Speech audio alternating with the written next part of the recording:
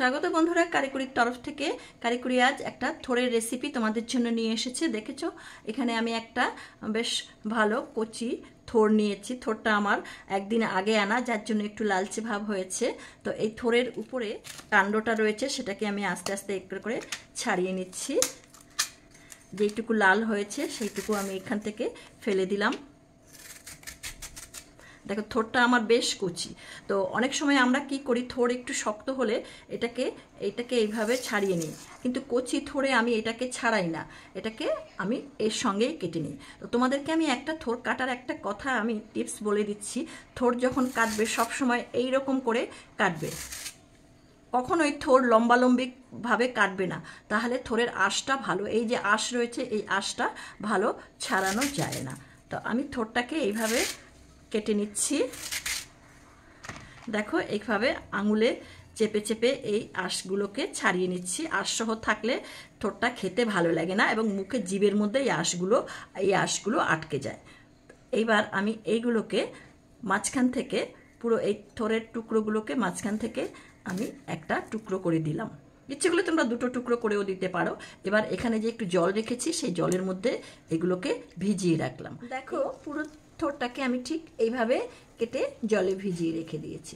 এবার এটাকে আমি কিভাবে রান্না করি সেটাই আমি তোমাদের সঙ্গে শেয়ার করব। বন্ধুরা, আমি একটা কড়া এখানটায় বসিয়ে দিয়েছি গ্যাসে। এবার আমি গ্যাসটাকে ধরিয়ে দিলাম। 700 ml জল আমি এতে দিয়ে দিলাম, আর দিয়ে দিচ্ছি হাফ চা চামচ লবণ, হাফ চা চামচ হলুদ। এখন এই যে থোড়টা, এই থোড়টাকে আমি এর মধ্যে, থোড়টাকে আমি এই আর ধুইনি, কারণ থোড় যেহেতু ভেতরে থাকে সেহেতু এটাকে এত ধোয়ার দরকারও হয় না, একবার ধুলেই হয়ে যায়। এবার এই পিসগুলোকে আমি এই নুন হলুদের জলে দিয়ে দিই। নুন হলুদের জলে আমি কেন দিলাম, কারণ থোড়ের থেকে অনেক সময় কি বেশিরভাগ সময়তেই কষ বেরোয়, একটা কালচে ভাব বেরোয়, যাতে এই নুন হলুদে এটা কি হয়, ওই কালো কালারটা যাতে না হয়। মিনিট 2 একটু ফুটিয়ে নেব। এখন এটাকে আমি একটা ঢাকা দিয়ে দিচ্ছি। 2 মিনিট হয়ে গেছে, আমি এটাকে ঢাকনাটাকে একটু সরিয়ে নিচ্ছি। সুন্দর নরম হয়েছে। গ্যাসটাকে অফ করে দিলাম, আর এই যে থোড়টাগুলোকে আমি এইভাবে ছেঁকে নিয়ে এই পাত্রের মধ্যে তুলে নিচ্ছি। এইভাবে পুরোটাকে আমি তুলে নিলাম।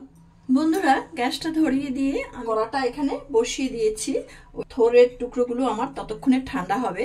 এবার দেখো, এখানে আমি কিছুটা চিনেবাদাম নিয়েছি। চিনেবাদামটাকে আমি একটু হালকা করে ভেজে নিচ্ছি। বাদামটা আমার হালকা ভাজা হয়ে গেছে। এবার এটাকে আমি একটু নামিয়ে নিচ্ছি। কড়াটাকে আমি আবার বসিয়ে দিলাম। এতে শুকনো খোলায় আমি 2টো শুকনো লঙ্কা দিয়ে দিচ্ছি। তার সাথে দিয়ে দিচ্ছি 1 চা চামচ রাই সর্ষে। এটা একটু হালকা নাড়াচাড়া করে নিচ্ছি। এবার এতে আমি দিয়ে দিচ্ছি 1 চা চামচ পোস্ত। এই পোস্তটাও এর সঙ্গে দিয়ে এটাকে হালকা করে একটু গরম করে নিচ্ছি। দেখো, পোস্ত দিয়ে বেশিক্ষণ গরম করতে হয় না। আমি গ্যাসটাকে অফ করে দিচ্ছি। কড়াইয়ের গরমে আমার এটা বেশ ভালো গরম হয়ে যাবে। এটাকে নামিয়ে নিলাম। এখন পোস্ত, বাদাম, সর্ষে সব এই মিক্সির জারের মধ্যে দিয়ে এটাকে আমি একটু পেস্ট করে নেব। আমার এটাকে পেস্ট করার কোনো প্রয়োজন হলো না। দেখো, এটা এত সুন্দর মিহি হয়ে গেছে যে এটাকে আর জল দিয়ে করার দরকার নেই। এবার গুঁড়োটাকে ঢেলে নিয়ে এই মিক্সিং জারের মধ্যেই আমি এই থোড়টাকে একটু নিয়ে পেস্ট করে নেব। দেখো, থোড়টাকে আমি এখন পেস্ট করে নিচ্ছি। আমি এটাকে 2 বারে করে নেব। থোড়টা আমি এইরকম পেস্ট করে নিয়েছি। আমি থোড় পেস্ট করার সময় কোনো জল দেইনি, থোড়ের থেকেই জল বেরিয়ে গেছে। এখন গ্যাসটা ধরিয়ে দিয়ে কড়াটা আমি এখানে বসিয়ে দিয়েছি। এই কড়া গরম হয়ে গেছে। এর মধ্যে আমি 2 টেবিল চামচ তেল দিয়ে দিচ্ছি, সর্ষের তেল। এটা কিন্তু সর্ষের তেল দিয়ে করবে। সর্ষের তেল দিয়ে করলেই এর বেশ ঝাঁঝটা ভালো হয়। তেলটা গরম হয়ে গেছে। এর মধ্যে আমি একটা শুকনো লঙ্কা দিয়ে দিচ্ছি, আর দিয়ে দিচ্ছি হাফ চা চামচ কালো জিরে। ফোড়নটা আমার ভালো ভাজা হয়েছে, ফোড়নের থেকে ধোয়া উঠছে। এখন আমি এটা এর মধ্যে দিয়ে দেব।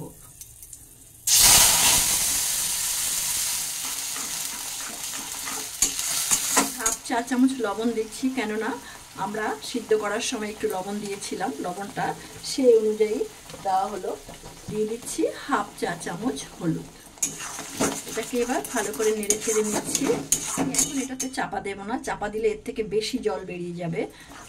লবণ দেওয়ার পরে জলটা যাতে তাড়াতাড়ি শুকিয়ে যায় সেই জন্য আমি এটাকে এরকমভাবেই রাখছি। এইভাবেই মাঝে মাঝে মাঝে মাঝে নেড়ে দিতে হবে যাতে তলা দিয়ে এটা লেগে না যায়। এখানে আমি একটা কাঁচা লঙ্কাকে ভেঙে দিচ্ছি।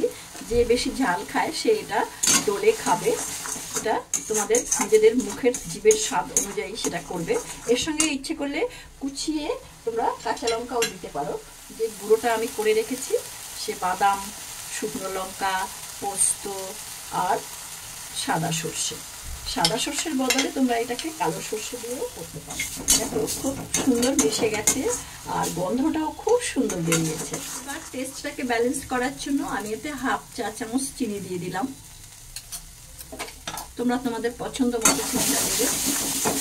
গ্যাসের আগুনটাকে মিডিয়ামে রাখছি। দেখো আমার এটা কিন্তু করতে বেশিক্ষণ সময় লাগলো না। এটা কেননা আমি যেহেতু জলটা ভালো করে ঝরিয়ে নিয়েছি, আমার এই থোড়ের থেকে কিন্তু থোড়ের এই পেস্টটা দেওয়ার পরে কিন্তু বিশেষ জল বেরোয়নি। তারপরে গুঁড়োটা দেওয়ার পরে ওই জলটা এটা আরও টেনে নিয়েছে। দেখো কি সুন্দর হয়েছে দেখতে, এটা খেতেও খুব ভালো হয়। তোমরা কে কোথা থেকে দেখছো সেটা কিন্তু কমেন্ট বক্সে অবশ্যই তোমরা জানাবে, লিখে জানাবে।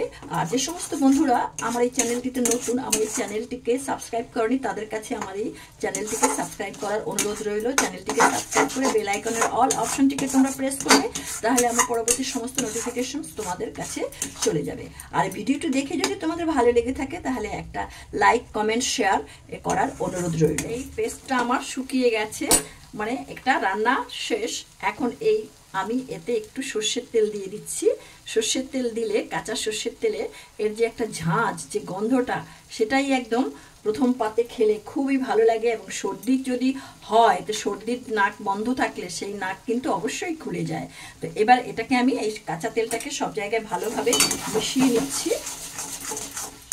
এখন এটাকে আমি ভালো করে মিশিয়ে এবার নামিয়ে নিচ্ছি। হয়ে গেল আমার থোর বাটা বা থোর ভর্তা। তো তোমরা তো দেখলে এটাকে কিভাবে করলাম। তো তোমাদের সঙ্গে এই ভিডিওটি দেখার জন্য তোমাদেরকে অসংখ্য ধন্যবাদ। তোমাদের সঙ্গে আবার দেখা হবে নতুন কোনো ভিডিও নিয়ে। ততদিন তোমরা ভালো থেকো, সুস্থ থেকো। ধন্যবাদ।